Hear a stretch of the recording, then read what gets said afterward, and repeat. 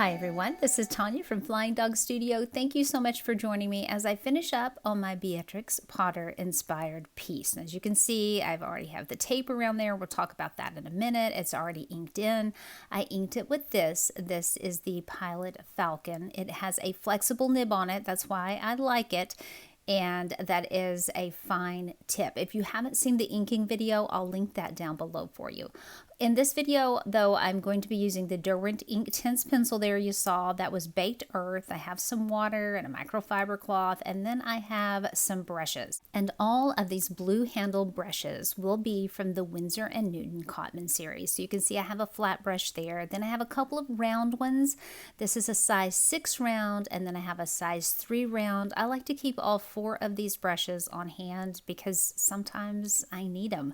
It just depends. This one is from Royal and Langnickel from their Zen series, and that's a size 8 round. Let's talk a little bit about why I'm using the pencil. If you've not seen my videos before, when I'm doing anything that's Beatrix Potter inspired or Cicely Mary Barker, I like to tint the paper.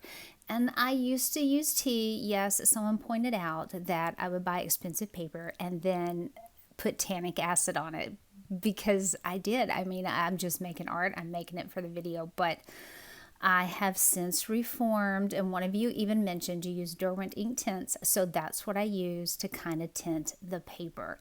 These are the watercolors that we're going to be using. These are Winsor & Newton as well, and I'll have all of these links down below for you. This is not what they came in, but I do like that little palette there, so that's why I transferred them over to this little tin case instead of what they originally came in, but I'll have them linked below for you. We're going to start out with a little water in that palette so that I can transfer the colors over, and on your screen you will see either at the upper right corner or down below or somewhere near where I'm putting the colors on, I will have them listed for you. These are the colors we're starting with in the background. Now let's talk a little bit about what I've done to prep this.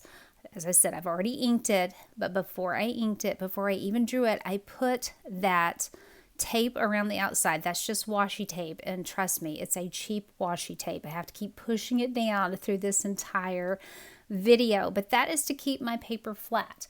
I work underneath a vent, unfortunately, and by a window, so I'll let it dry almost completely where it feels kind of cold and damp to the touch, but it's not really wet. Then I'll set a book on top of it to keep it flat overnight, because if I just leave it on my desk, it'll warp.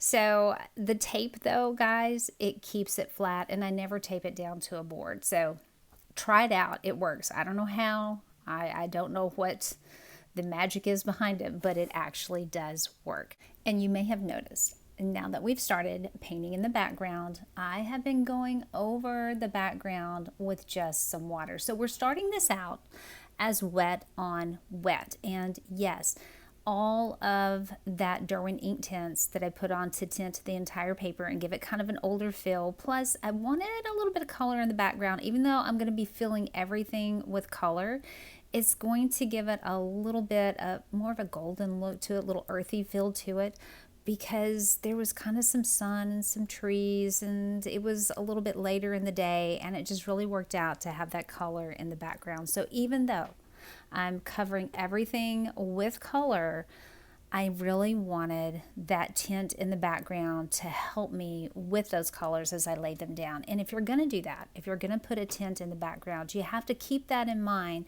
as you put colors on top. And again, make sure it's perfectly dry. This was dry when I started, and that Derwent ink tints, if you've never used it, it's not going to budge. It is ink based, so once it's on the paper, you can lift it a little bit if you really put some effort into it, but you really have to put some effort into it to get it to budge, because once it's on the paper, it's there. So I don't have to worry about it mixing with my watercolor. I know that my watercolor is going to sit right on top, but it does affect the colors that I put down. So I have to keep that in mind as I'm choosing colors for my palette. Now let's talk about the title of this video. It is using Beatrix Potter in my own watercolor paintings. And I am using Beatrix Potter. First of all, She did a lot of floral studies. She was a botanical artist, if you guys didn't know that. She was, we always think of her as Peter Rabbit artist, but she did a lot of realism as well, not just those wonderfully charming children's books. So I wanted to do kind of a nod to her, but also I love Cicely Mary Barker. And the background here is more reminiscent of Cicely Mary Barker. There were trees and greenery in the background and just a wee little bit of sky. I wanted to get that in. I just didn't want to do only flowers. I wanted to do the background as well. So this technique is a little bit more Cicely Mary Barker. So you're kind of getting a twofer here. You're going to get Beatrix Potter and then Cicely Mary Barker. And I have chosen to do this particular part wet on wet to allow all those colors to blend together. And once I get all of this painted, I'm going to let this part dry before we start on the flowers. However, I have missed one little spot, and I'll point that out in a bit, where I did not get the sky in and have to come back and do that separately. But, sometimes I get lost in my lines and they all kind of run together and I'll miss things. And if you've watched my videos before, you know that. Sometimes I have to come back and fix a few things. At any rate, this reference photo, if you would like to follow along, please let me know, and I will be happy. If I haven't done it already, I will put it on my blog for you along with my drawing, so you can print it off, you can trace it, you can use it for your own art. If you don't want to follow along with this and do some other kind of art, please feel free to do so. But let me know in the comments if you'd like for me to add that, and I'll let you know as soon as that link is up.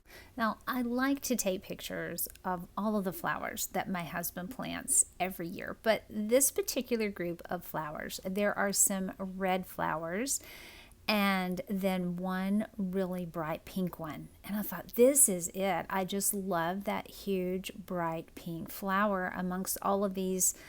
They were kind of dull red. They weren't a vibrant red. I thought, this is perfect. I love it. I want to do this one. I start on this piece and then I realize I don't have anything that makes a good pink. I do have some white gouache that I could mix with that alizarin crimson, and that would give me the pink I need. But because the gouache is a little more opaque, painting over those lines, the ink lines, I might cover them up a bit. So I'm going to have a solution for that. So right now what you're going to see is that I am coming over the entire thing and putting down some yellow where I have leaves, and I'll have it, I believe, on some of the flowers as well. Here we go. There goes my, I know I did the flowers as well, but I'm going to put it on the flowers and I'm going to put it on the leaves. But there's one flower I'm going to leave out, and that's going to be my hot pink. So I didn't need any yellow down there because that's just going to give me kind of a salmon color.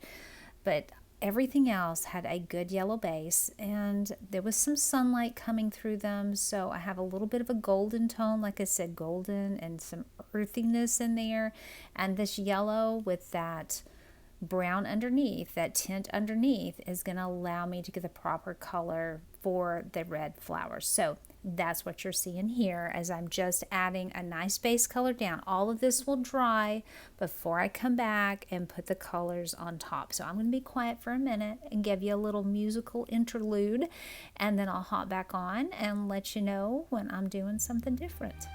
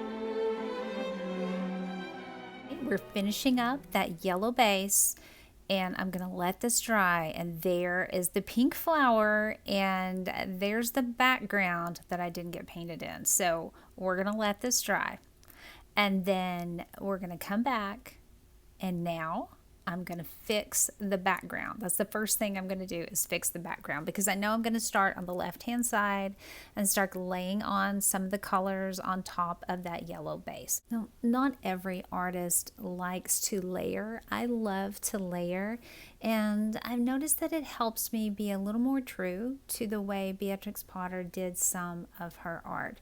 But you'll also see when I come back on top of this yellow, I'm going to be dropping in colors to allow them to blend together. Over in my palette, I've made some green. I also have that permanent sap green on there. Not a lot of artists agree with the use of sap green, but I am team sap green. I use it with blues. I use it with yellows. I use it by itself. I like sap green. So I'm going to be using some of those colors on there. And much like Beatrix Potter's art, from what I've studied in her art, it looks as if she would take colors and drop in other colors right next to it, allow them to blend together, and allow them to mix right on her paper. So I'm going to be mixing some of my greens right on the paper. That's why I'm keeping some of the blue and some of the yellow on there, so that I can keep going back and forth. And I'm also going to keep that Payne's gray. You just saw me touch the Payne's gray, because it allows me to get some of those darker forest green colors that I don't just need in the background. I'm also going to need that in some of the other areas as well, like the leaves, which is what we're starting on now. You can see I picked up that permanent sap green, and I'm dropping it right on top of a yellow leaf, and it gave me a wonderful spring green color. Now I can take the blue and drop on top of that, and I can change it just a bit. I don't have to do the entire leaf. I can just do a part of it and just let it kind of blend in together and not do the whole thing. And I really like to do that. It makes it a little bit looser on there and not so tight. And for me, that's very important, because I'm an artist that tends to go a little too tight on my things. But this allows me to shade these leaves. I start with the lighter colors, and then I work up adding the darker colors on top. Now, sometimes, that's not just a permanent rule. You can always break the rules. I have done pieces, if you've seen my things in the past, I will get all my dark colors back, and then I come with light colors on top. It just kind of depends what you need. I always look at it as rules are made to be broken. But this is what I'm doing in this part. I'm putting the colors down a little bit at a time. I'm going to drop them in so I can get my shadows and just allow them to kind of all blend together.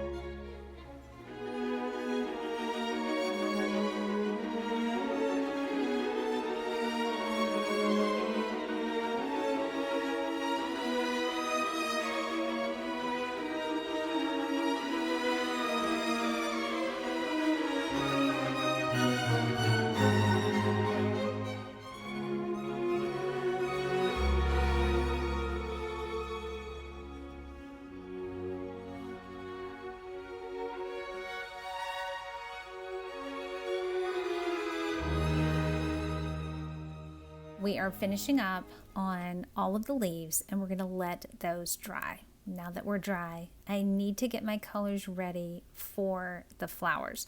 So I'm using alizarin crimson and I'm going to be using both of the yellows. So that's why you're seeing a couple of puddles of red down there in the lower palette, I should say, because I want to use that Winsor lemon. And then I also want to use the cadmium-free yellow because I really need both to kind of blend together on these petals. And you'll see what I'm talking about once we start adding the colors in.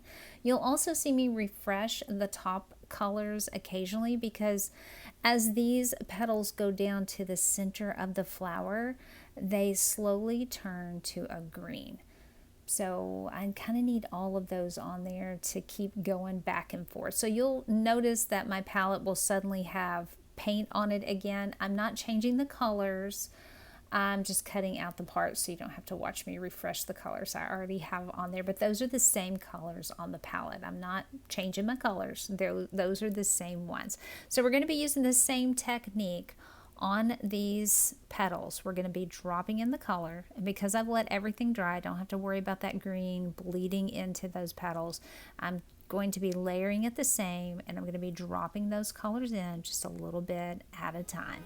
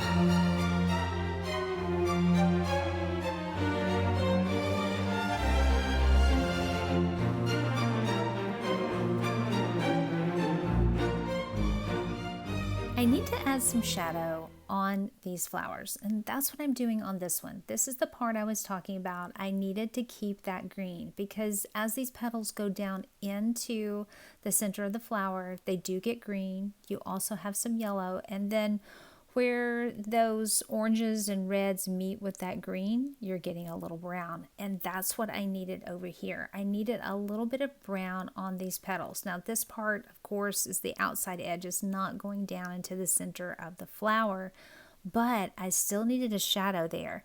And you're not going to see me use black for shadows. I never use black for shadows. I always will pick up other color combinations to get shadows, because black just kind of makes everything flat.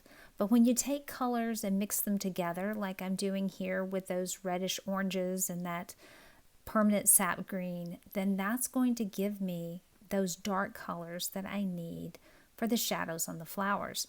You can do this very easily. If they're dry, you can add shadows on top, or it can be wet as it was here. My brush was a little too wet, so you'll see me in some areas like this go back and tap it on that microfiber cloth just to get a little bit of the water out of it.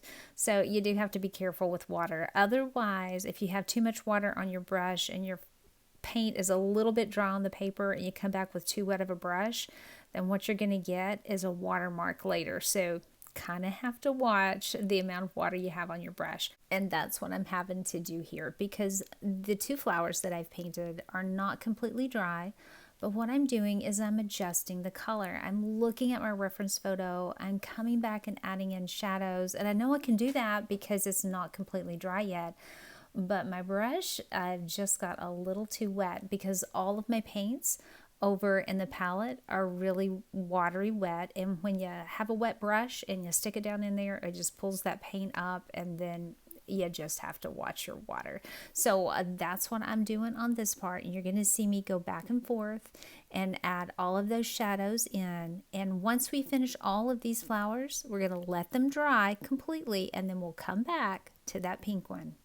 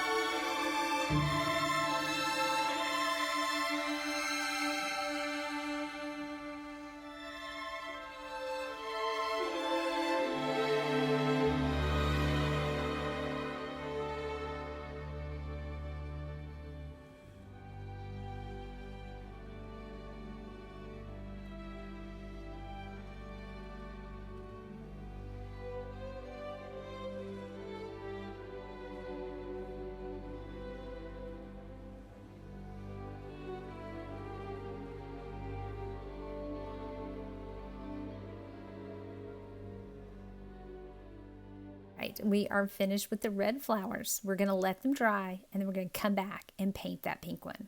Okay, everything's dry. Here's how we're going to paint them. I have brought out my Winsor Newton watercolor pencils. I've used these in other videos, and I'll link down where I have swatched these out if you want to take a look. I think I have, like, they might be in my Winsor and Newton playlist. I'm not sure, but I'll put some down there for you so you can see what we have, because I have different videos for them.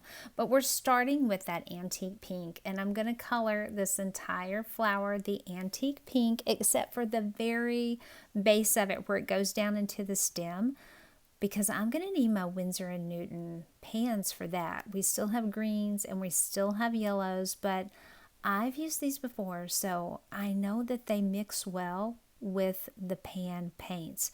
So I'm going to take that lipstick red and that antique pink, and I'm going to come over to these flowers that I've already painted now that they are completely dry, and I'm going to color right on top, and then we're going to activate it with water, and they work beautifully together. Since I don't have a pink, this was a good option. I started thinking to myself once I started this piece, I'm like, oh, I don't have anything for pink. But it just came to me. I woke up one morning, I'm like, that's it. I have those watercolor pencils. So that's where the watercolor pencils came from. So we are staying true to watercolor. It's just a little bit different of a form. They're in a stick version instead. So if you've not tried these Winsor & Newton watercolor pencils, I highly recommend them. Now the trick, when you are blending all of these together, you're going to see I'm reloading that green because I still need that permanent sap green, so I'm reloading my palette. But the trick to using these is not to have a brush that's too wet. And you'll see I have to get a little bit of water off my brush here in just a minute because I do have just a bit too much on there. If you get them too watery, they just kind of spread out a little too much. So if you want to keep them in one area, again, you have to, there we go, too much water. You have to really pay attention to your water control on that. Otherwise, they will spread out on you. And when I get to the flower, you'll notice that I'm moving in more of a circular motion, and that's to break up all of those pigments. You'll see that here as well. It's almost a scrubbing motion. So if you've not used these before, that's one thing you'll have to do to get them to kind of break up. And in my opinion, they work better on top of Winsor & Newton pan paints than they do just by themselves. And you'll see what I'm talking about here. This will be kind of light. You know, watercolor dries a bit lighter than when it's wet. You know, it'll dry a little bit lighter.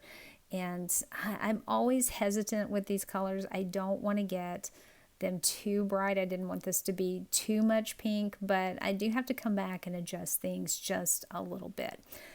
Also, if you've never used these before, if you are coloring on dry paper, you're golden, but you're going to need to be careful if you're coloring on wet paper. You can do it, and I have done it. You don't have to put a lot of pressure down, so don't hesitate to do it. Go ahead and try it out, you know, on a practice. Go ahead and try it out. But once you touch these colored pencils to water, they immediately start to release their pigment. And you can get a lot of pigment down. So don't press down too hard. You won't compromise your paper if you do that. And you'll still get the pigment to flow right on top of your paper.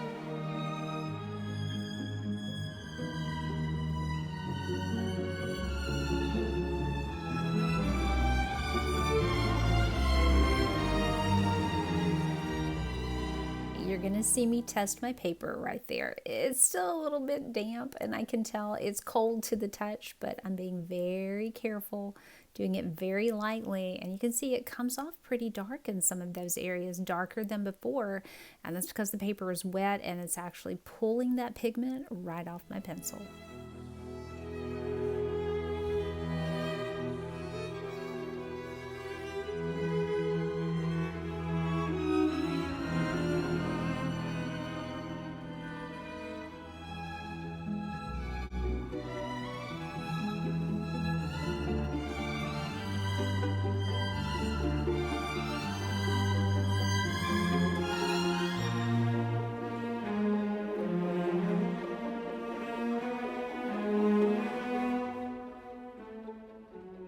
Just a few more areas to touch up on here, and then this piece will be finished.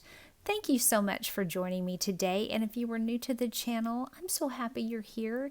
I hope you'll join us and you'll hop on often to see what I'm up to, and if you've been here before and you hopped on to see what I'm doing, thank you so much. I'm always glad when you guys are here. I will have some more Beatrix Potter coming up. As a matter of fact, I'm going to be doing a piece where I'm studying the ink, and I'll also do the watercolor with it, but I realized I've been messing up on the inking and I want to try to correct that and get back to the true Beatrix Potter form. So I hope you'll join me for that. Remember, if you want the reference photo, let me know down below, and guys, I will see you in the next one.